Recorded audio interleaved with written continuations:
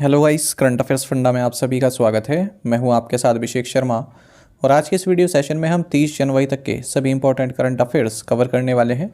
हमेशा की तरह आप इस वीडियो को अंत तक जरूर देखिएगा। आज भी आपको काफ़ी कुछ जानने के लिए मिलेगा।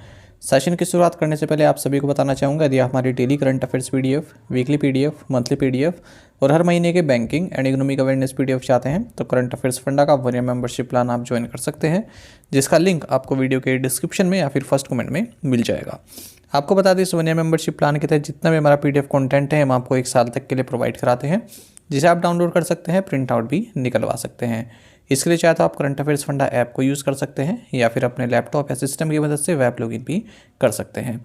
कोई भी आपका एग्जाम हो, बैंकिंग, एसएससी, रेलवे या फिर स्टेट पीसीएस, जहाँ पर भी जनरल अवेयरनेस या करंट अफेयर्स पूछे जाते हैं, सभी एग्जाम्स के लिए हमारा पीडीएफ कंटेंट काफ़ी यूज़फुल है। इसमें हम आपको कैटेगरी वाइज क्विज भी प्रोवाइड करा रहे हैं, तो एक बार अगर आपने हमारे करंट अफेयर्स पढ़ लिए, उनके बाद इन क्विज को अटैम्प्ट किया, तो यकीन मानिए आपका करंट अफेयर सेक्शन काफ़ी स्ट्रॉन्ग हो जाएगा, काफ़ी अच्छा आप स्कोर कर पाएंगे अपने आने वाले एग्जाम में।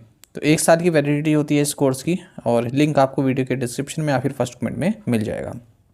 दूसरा कोर्स हमारा बैंकिंग अवेयरनेस से संबंधित है, जिसमें कंप्लीट बैंकिंग अवेयरनेस हमने आपको 30 वीडियो लेक्चर्स और 30 पीडीएफ्स के माध्यम से कवर कराई है। न केवल आपके बैंकिंग मेंस एग्ज़ाम, बल्कि अगर आप बैंकिंग इंटरव्यू देते हैं, जैसे पीओ पोस्ट के लिए या फिर आरबीआई में किसी पोस्ट के लिए या फिर किसी अन्य बैंक में, तो वहाँ पर जो आपसे बेसिक बैंकिंग अवेयरनेस पूछी जाती है वो सब इस कोर्स में आपकी कवर रहेगी। साथ ही साथ जो एसएससी, रेलवे और स्टेट पीसीएस एग्जाम में इंडियन इकोनॉमी के की कंसेप्ट्स बार बार पूछे जाते हैं, जैसे inflation, unemployment, GDP, WPI, CPI, ये सब इसमें कवर किया गया है। साथ ही इंश्योरेंस भी इसमें कवर है।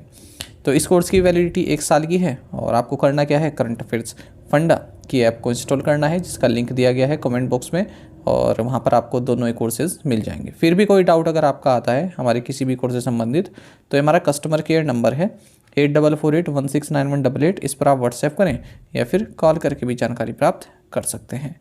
तो चलिए फिर करते हैं शुरुआत इस वीडियो सेशन की। हमेशा की तरह सेशन की शुरुआत करने से पहले क्वेश्चन ऑफ द डे देख लेते हैं, जिसका आंसर आपको अभी कमेंट बॉक्स में करना है। पूछना है कि where is Hindon airport, Hindon हवाई अड्डा कहाँ है? तो ऑप्शंस हैं कानपुर, बरेली, चित्रकूट या फिर गाजियाबाद। तो जल्दी से आप आंसर कर दीजिए, फिर हम आगे बढ़ते हैं। और इसी तरह के क्वेश्चन यदि आप प्रैक्टिस करना चाहते हैं तो हमें टेलीग्राम पर जरूर ज्वाइन करें। करंट अफेयर्स फंडा नाम से हमारा टेलीग्राम चैनल है।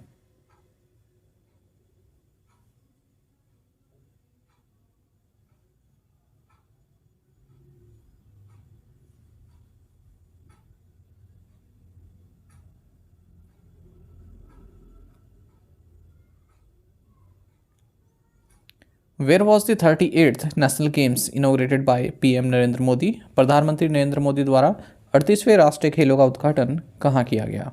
ऑप्शंस आपके सामने हैं। सही आंसर ऑप्शन सी है, देहरादून, उत्तराखंड। प्राइम मिनिस्टर नरेंद्र मोदी ने 38th नेशनल गेम्स का उद्घाटन किया है देहरादून, उत्तराखंड में।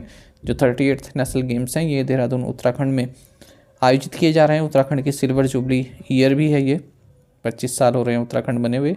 और उत्तराखंड के 8 डिस्ट्रिक्ट की 11 सिटीज़ में गेम्स हो रहे हैं 28 जनवरी से 14 फरवरी के बीच में। डेट याद रखिएगा। 36 स्टेट्स और 1 यूनियन टेरिटरीज में पार्टिसिपेट कर रही हैं। योगा एंड मलाखम्ब, इन दोनों ही गेम्स को नेशनल गेम्स में इंक्लूड किया गया है पहली बार। अच्छा, जो ये नेशनल गेम्स हैं इनका थीम रहेगा इस बार green games. Which state has become the first north east state to sign MOU with Bhashini? कौन सा राज्य भाषिनी के साथ समझौता ज्ञापन पर हस्ताक्षर करने वाला पहला उत्तर पूर्व राज्य बन गया है? ऑप्शंस आपके सामने हैं। सही आंसर ऑप्शन बी है, त्रिपुरा। तो गवर्नमेंट ऑफ त्रिपुरा ने एक MOU एग्रीमेंट साइन किया है digital India Bhashini division DIBT के साथ, जो कि ministry of electronics and information technology government of India के तहत आती है। इस तरह से जो त्रिपुरा है फर्स्ट नॉर्थ ईस्टर्न स्टेट बन गया है, फर्स्ट ईस्टर्न इंडिया का स्टेट ही बन गया है, और 8th स्टेट बन गया है ओवरऑल पूरे देश का, जिसने मेमोरेंडम ऑफ अंडरस्टैंडिंग साइन किया है भाषिनी के साथ। भाषिनी क्या है, जनरली 22 इंडियन लैंग्वेज को सपोर्ट करती है। यहाँ पर आप अपना टेक्स्ट ट्रांसलेट कर सकते हैं। मान लीजिए आपका जो श्रोता है, ठीक है, जो सुन रहा है वो तमिल ऑडियंस है और आप हिंदी जानते हैं, तो आप भाषिनी को चालू करें और अपनी बात भाषिनी में बोलें, तो वो आपको तमिल में कन्वर्ट करके देगी, ताकि सामने वाला व्यक्ति उसको समझ पाए कि आप कहना क्या चाह रहे हैं। इस तरह से 22 इंडियन लैंग्वेजेस में आप केवल वॉइस के जरिए अपनी बात कन्वर्ट कर सकते हैं। On which date is martyrs day यानी कि शहीद दिवस observe to mark the death anniversary of Mahatma Gandhi. Mahatma Gandhi की पुण्यतिथि के उपलक्ष्य में शहीद दिवस कब मनाया जाता है? सही आंसर ऑप्शन डी है जनवरी 30। मार्टियर्स डे या फिर शहीद दिवस ये हर साल 30 जनवरी को मनाया जाता है, क्योंकि इस दिन डेथ एनिवर्सरी होती है महात्मा गांधी की।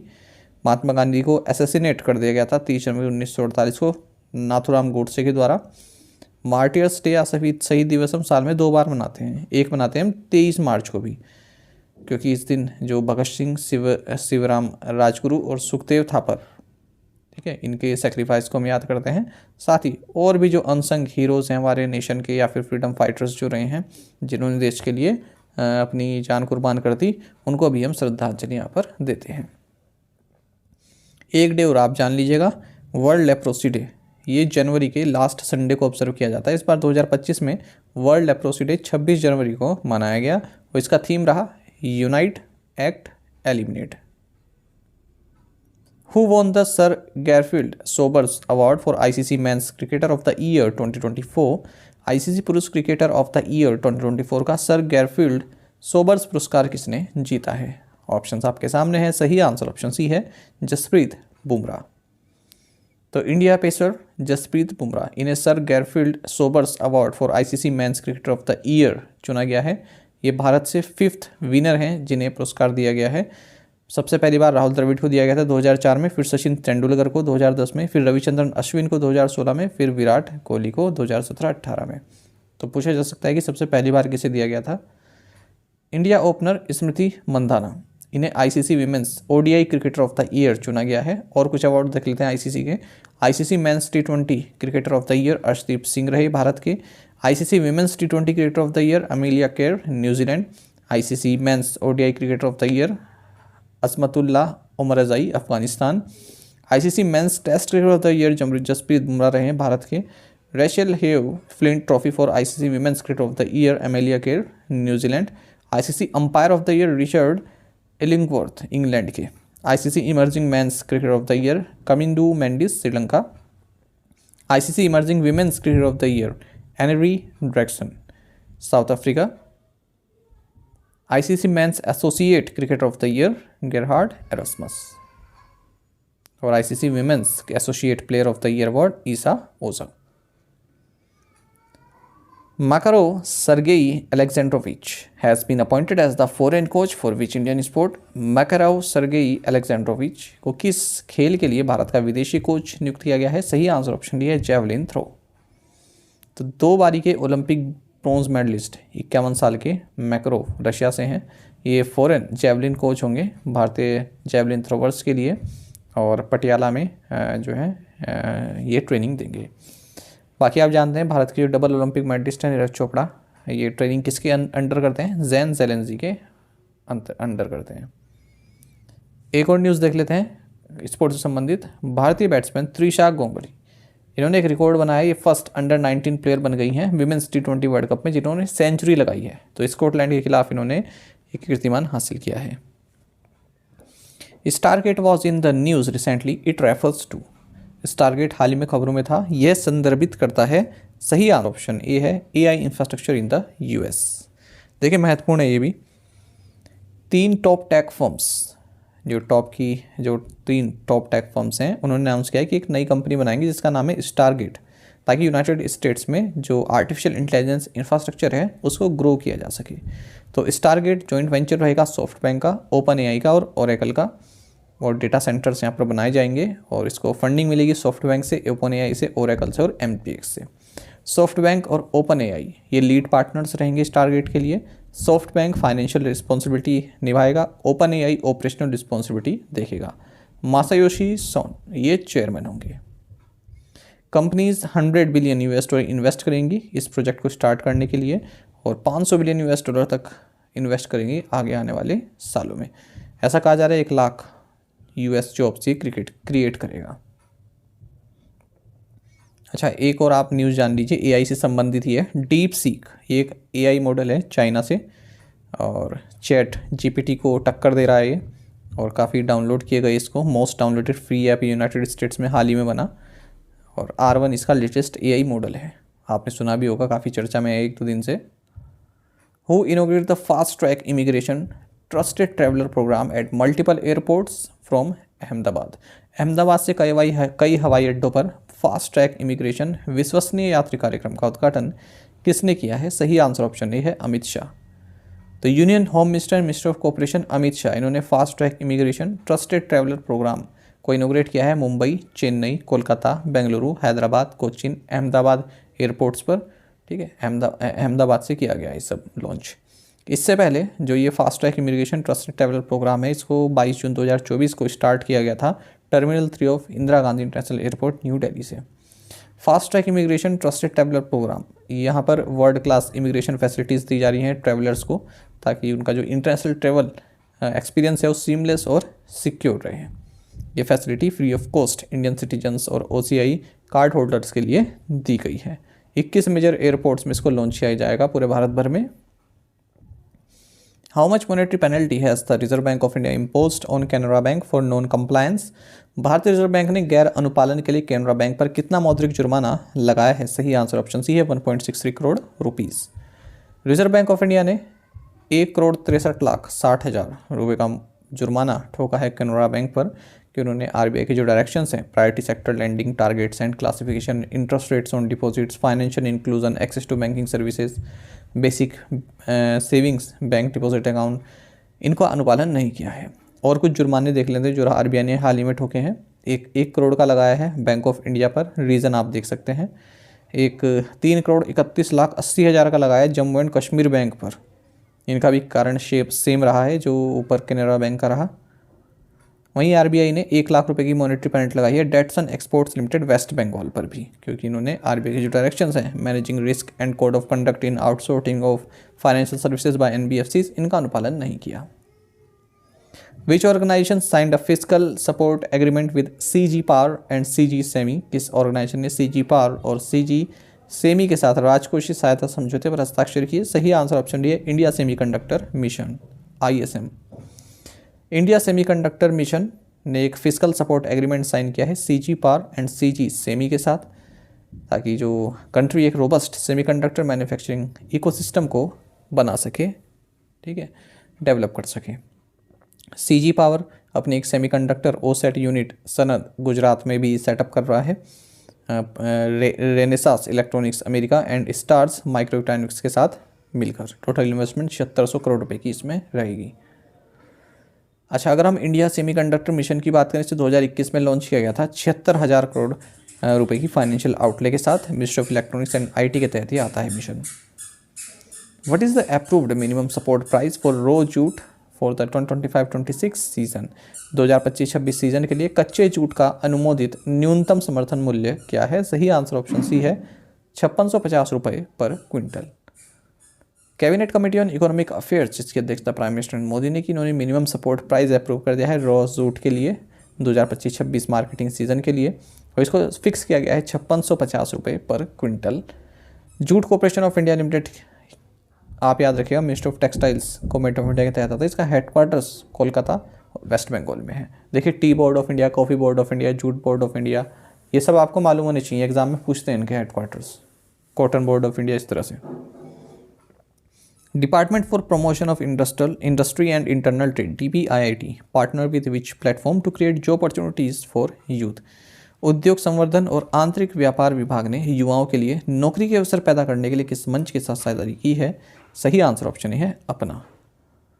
Department for promotion of industry and internal trade और अपना, जो कि इंडिया का leading jobs and professional networking platform है, इन दोनों ने एक MOU साइन किया है, ठीक है, ताकि जो DPIIT रजिस्टर्ड स्टार्टअप्स हैं उनको स्किल्ड मैन पावर्स प्रोवाइड किए जा सकें।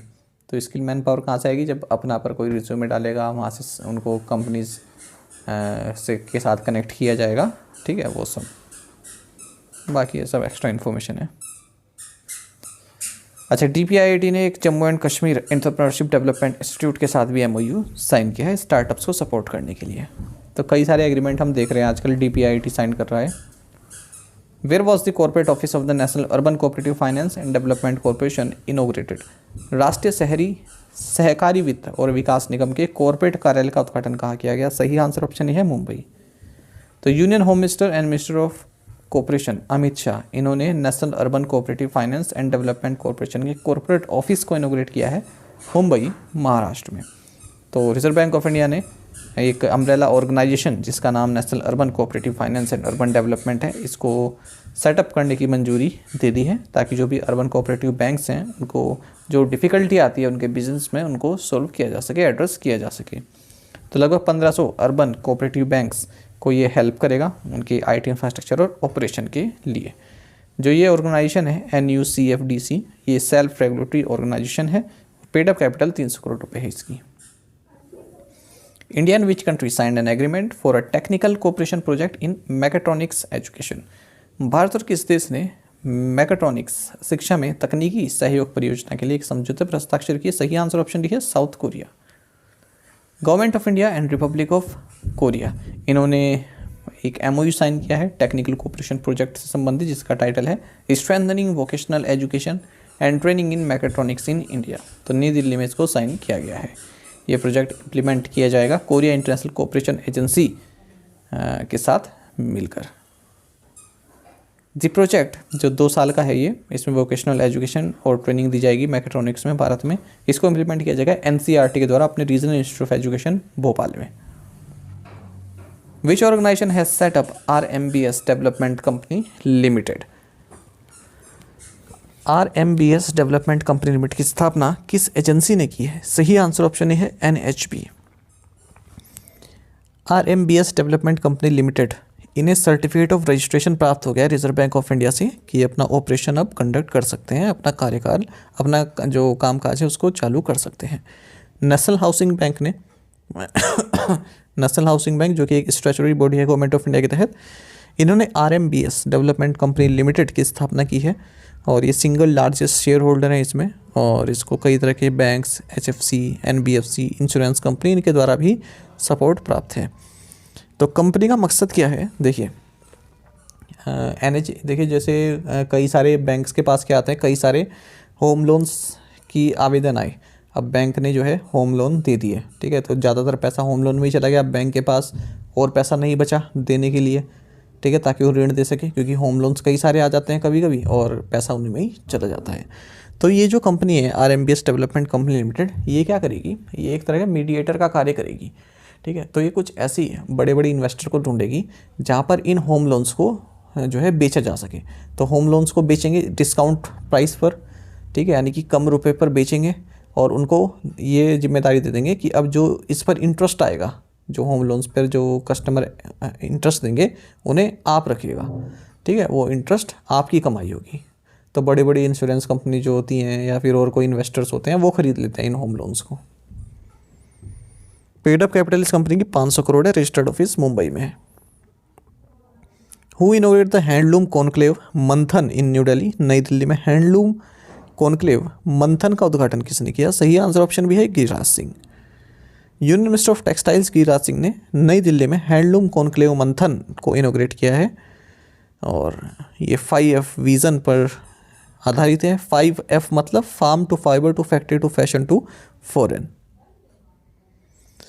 इसमें पहचान पोर्टल भी लॉन्च किया गया हैंडलूम वीवर्स के लिए। In which district of Kerala is the Vidyadhiraja Vidyapeetham Sainik school located. Vidyadhiraj Vidyapeetham Sainik school Kerala के इस जिले में स्थित है। सही आंसर ऑप्शन भी है आलापुजा। रक्षा मंत्री राजनाथ सिंह ने विद्याधिराज विद्यापीठम सैनिक स्कूल को इनोग्रेट किया है अलापुजा डिस्ट्रिक्ट केरल में। आप सभी जानते हैं कि पूरे देश भर में 100 न्यू सैनिक स्कूल सेटअप किए जा रहे हैं। NGOs, trust, private schools, state government schools के साथ पार्टनरशिप करके, और उसी के तहत ये केरल में सैनिक स्कूल खोला गया है। ऑलरेडी 33 सैनिक स्कूल फंक्शनिंग कर रहे हैं हमारे स्कूल में, हमारे देश में। टू द पॉइंट क्वेश्चंस, उनके आंसर देख लेते हैं। In which state was Subhash Chandra Bose born? Cuttack, Orissa. What was the theme for 15th national voters day 2025? Nothing like voting, I vote for sure. Which organization is also known as European Management Forum, World Economic Forum? Grey market refers to an official trading of securities even before they are listed on a stock exchange. Which agency released Fiscal Health Index covering 18 major states for the financial 2022-23? Answer is NITI Aayog. To the point question देखेंगे, इनके answer आपको भी करना है comment box में। Who is known as the apple man of India? इनको इस बार Padma award मिला है, तो इसलिए पूछा गया है question. Which is the final and fourth ship of the P-15B guided missile destroyer project? Which is the sixth and final submarine of the modern stealthy Calvary class built under Project 75? Who has been honored with ECI Media Award for the voter awareness in electronic media category? Which is the first of 7 frigates in Project 17A being built by Mazgaon Dock Shipbuilders Limited, Mumbai, and garden reach ship builders and engineers Kolkata? In 5 questions के answer आपको comment box में देने हैं। यदि एक question का answer भी आपको आता है तो भी आप हमें कमेंट बॉक्स में बताइएगा। ज़्यादा संख्या पार्टिसिपेट करने की आप कोशिश किया कीजिए, यही आपसे रिक्वेस्ट है। देखिए क्वेश्चन नंबर 2, 3 और 5 काफ़ी महत्वपूर्ण है, क्योंकि हाल ही में चर्चा में थे, मैंने आपको कराए भी ये क्वेश्चन। ठीक है, 3 जो INS है इनको लॉन्च किया गया एक साथ, और आपको मालूम होना चाहिए कि कौन सी जो शिप है वो किस प्रोजेक्ट से संबंधित है। साथ ही टेलीग्राम पर जरूर ज्वाइन करें हमें, करंट अफेयर्स फंडा नाम से हमारा टेलीग्राम चैनल है। Thank you guys.